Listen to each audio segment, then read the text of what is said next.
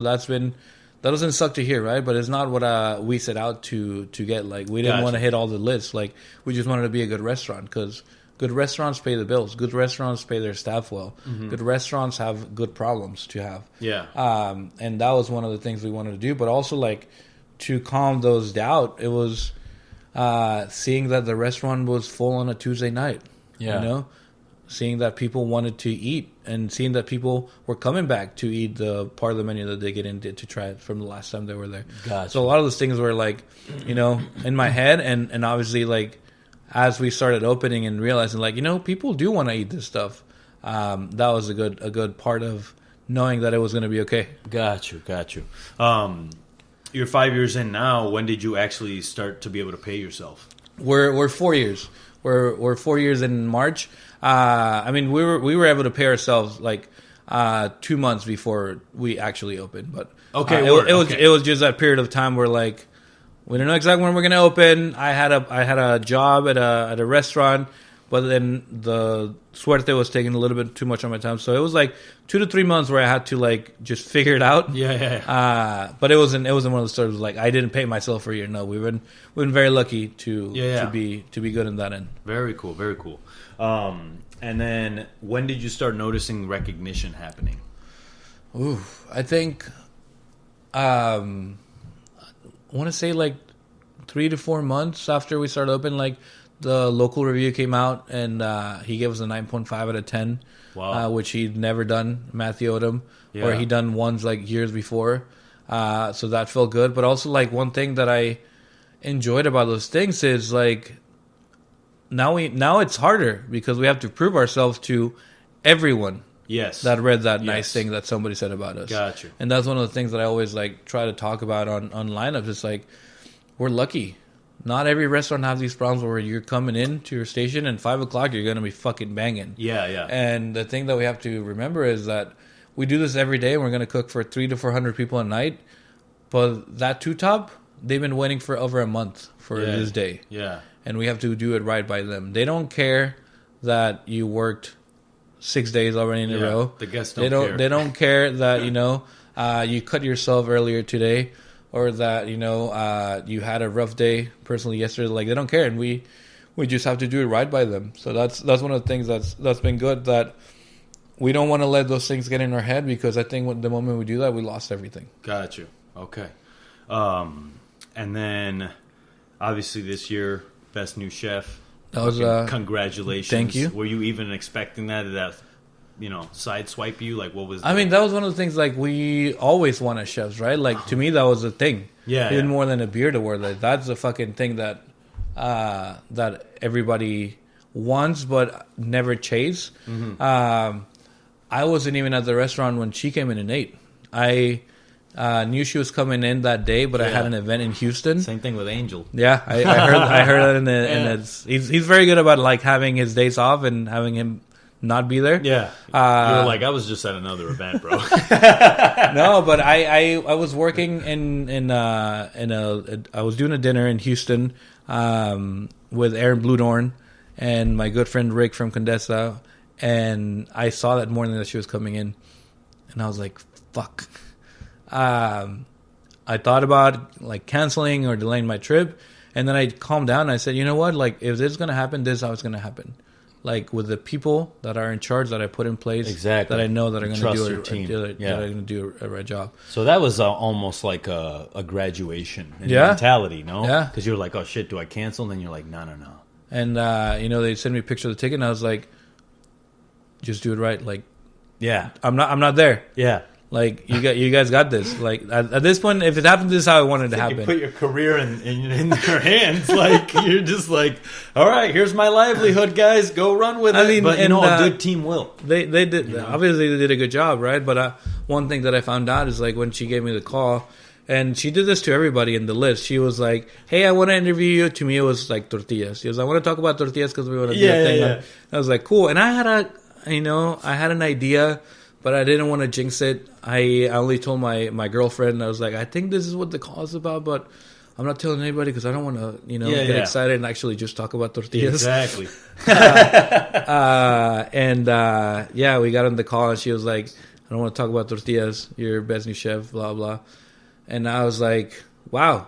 And in that conversation, I found out that she had been there a few times before to the restaurant, and that I didn't have a clue. You didn't know, gotcha. Yeah, so she probably ate there when I was there or when I wasn't there, but apparently we did it right more than once. Mm-hmm. So that was very good. And another thing was like meeting the class in Aspen was very, very warming because everybody is very special, and we all have the same mentality of not just making great food, but doing right by our people and having balance in our life. Heard. That's something that I've enjoyed about this class. Yeah. And then going to Aspen doesn't suck. No, it definitely does not, bro. Yeah. I was there by chance. Like, I just came out of Oh, nowhere. yeah. It was like out of nowhere. I was like, I didn't even expect to be there. But it was a cool place to be. It's a unique part of the world. Yeah, for sure. And just like everyone there is industry, like that doesn't happen a lot, you know? So, and after pandemic and all that shit happened. So I was really glad that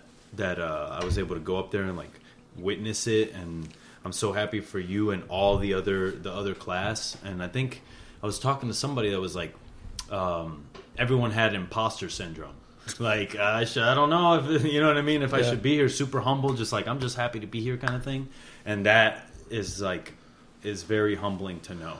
That it's not like a bunch of people being like, I'm the motherfucking guy. You know what I mean? Yeah. I'm sure that other classes have had that dynamic. Oh, yeah. You know, but we've grown a lot as an industry past that. For us, I think it felt right for everybody. Yeah. Like, I had those talks with everybody, and I was like, no, like, we deserve this. Yeah. Like, we fucking did this. Like, let's enjoy this shit. Yeah. It's like, next year there's going to be another class, you know? Yeah. And then we're going to be the people that, like, inspire other people. So, like, let's enjoy this fucking weekend and make the most out of it. You know, a lot of people talk shit about accolades now. It's almost like, you know, who needs them kind of thing. But at the end of the day, like, I wouldn't have found out about Angel if I didn't see that. You know what I mean? And part of it, I blame myself because I'm like, why the fuck don't you know more about these chefs, you know? But also, you can't know every chef in the fucking world. I mean, I didn't know some of the people in my class before, I met them. Yeah. I mean, by the time I'm done doing this fucking podcast, I'm going to know every single motherfucking chef in the world. But that's... And now everyone's going to know everybody in the world. Yeah, exactly. Because of you. 10 years down the line, you know? Damn, that's awesome. So when after Suerte did you...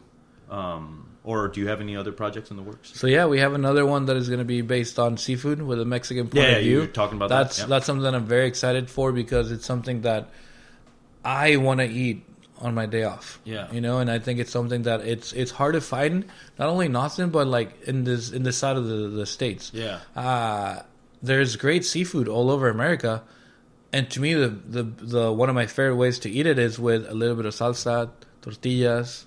You know, chile, tostadas, and I have a hard time finding out like who's doing that with the Mexican sazon. Got you. That's what we're gonna want to be doing, and it's just fun because we're also gonna have a big charcoal grill. You know, charcoal and seafood. That's where it's at to me. That is where it's at. That's where it's at. Like high quality, good charcoal, high heat, kiss, salsita, limon. That's great tortillas pressed to order by hand. Yeah, eaten by the same heat that they were cooked in the first time. Like, it's hard to beat that. For sure. There's a lot when you're cooking over fire, man. There's like something internal that kind of turns on. I mean, you know that very well. Oh yeah, that fucking hearth, man. Like I just feel at home. It's a beast. Yeah, it's a beast to manage. That thing's fucking. Shout out to Grant Montague, probably the greatest hearth cook that I've ever seen. Just resilient. You know, but he was like, how hard was it to train people? It wasn't like that hard. What was the process to get to that station? Basically, you started on starters. No one really started in the morning, which I was like, oh, maybe we should start people in the morning. But it was sort of a necessity hiring a lot of time. So it was like starters, mids, and then the hearth. And like the hearth is where everybody wants to work. You know, that's the first thing. One of the first things you see when you walk in. Exactly. You see the guy, you see the fire. You're like, the lead singer. Okay, I'm here. Exactly. That's a good way to put it. But I don't think so because I had such a good experience at the restaurant at Meadowwood cooking on that Jasper that it was just like a bigger Jasper, like more opportunities, you know. So and I learned how to control fire so well that it was like almost second nature for me teach them. Nice. And I make a lot of crazy analogies, and I'm fucking wild, so like I could relate to them easily and make them understand what I want them to do. So for me, it wasn't that difficult to train on there. I think it's definitely hard to keep the fire going. Like if you lose fire on that hearth, you're fucking done, bro. Another thing about, like, you have to have good sense of like heat, and like, because it's not like you're working saute. Yeah, you just want to fucking turn it up, turn it down with your hand. Like this one, you have to plan. Exactly, it's like playing chess. Yeah, I mean, you see the hearts getting better. Like before, it was like an old base sink. You know what I mean? Now I went to Audrey, and his has smaller grates. You know how the ones at Charter Oak are huge, and that takes a lot for the morning dishwasher to like go up there and grab them to do. So I like that idea. And then the thing that I find that obviously kills the fire is the ash. Yeah, and I think hearths should be built with sort of like maybe like a shaker tray where you just sort of shake the charcoal and the ash just falls. That way you don't have to like lose so much heat. Because that was I'll show you a Suerte we did. So we have an Aztec, which is wood fire. Yeah. But one of our cooks, he was like, the ash is just fucking building up. Yeah. So now we put chicken wire at the bottom. Yeah, exactly. So you need something like that. Like in a hibachi, same thing, same problem. It's like how many times do you open that little slide and it's just like fucking caked in there. So as we get through time, fucking appliances get better. Which you don't get amazing. worse to do the same thing over and over again. Exactly. So that's the goal, man. When do you think about opening this new spot? I think it'll be late April. Okay. 2023. Please no. I think late April, but if it happens a little bit after that, like that's it. But got you. Well, you have the CDC in place. It's not going to happen. I'll tell you that. Heard that. After Suerte, I'm sure it gets a lot easier. You know what I mean? It's your third restaurant you're opening now. But I think repeating things. Now it's a place where I think I'm gonna have my dream job, where I'm the chef at 2 restaurants where I can't be at the same place at once. But it'll be a thing where I have leaders in charge that are running the day to day. And I'll work. My 5 days. I'll probably be in the schedule 1 day at each place, and the other 2, like, I get to be the badass that saves the day. Hey, chef, this person didn't show up. Can you come in expo? Or can you come and help us prep this? Like, that doesn't suck. Yeah. I think that's one of the things that I've been looking forward the most about getting past the opening and then just getting in that rhythm of, like, I get to wake up every day, put on my shoes, and say I'm Fermin Nunez, and I am the chef of Suerte and Este. Like, I don't know. Life doesn't get much better than that. I think it can, but, like, for me, that's a good point. I mean, when they say living the dream, that's it. You know what I mean? And I think that term gets used a little bit too much on it. But at the end of the day, like, you're doing what we all set out to do. Yeah. And I want that for my people, too. Yeah. Like, I want them to have the same... I want them to reach their goals. They don't have to be the same ones that I have. Mm-hmm. But if you're with me, like, let's make it a thing where this is where you're going to get to go next, How can we help you get there? Got you. And how are your parents feeling now? I mean, mom is, very, very lucky. A funny story about the best new chef. Yeah. I tried to explain it to her. I was like, this is like a big deal, Mom. Like, I'm going to go to Aspen, blah, blah. And she was like, okay, cool. I was like, no, like, it's tell me, like, more. Yeah. She was like, well, like, you won a bunch of those things already.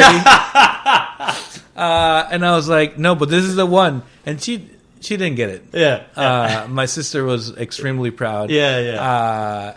And then when the news came out, my mom called me. She was like, I'm so sorry. I had no idea it was like this big. Like, we cried, and she was like, congratulations. Yeah. Like, so proud of you, blah, blah. Like, she had no idea what it meant. Because we've been lucky at the restaurant myself to won some things. But to her, I'm just her son that is the chef of a place that, is doing good. Yeah. She didn't, like, understand the... That's funny. I tried to explain my mom Michelin stars. And she was like the tire company? Wheels? Yeah. And I'm like, yeah. So they write a guide. And she's like, well, that's dumb. She's like, use I swear, 3? It's cool. Can they give more than 3? Yeah, exactly, right. Why don't they do 5 stars? I'm like, Okay, never mind. I'll just, I guess I'll just have to get one, and then I'll show you then, No, but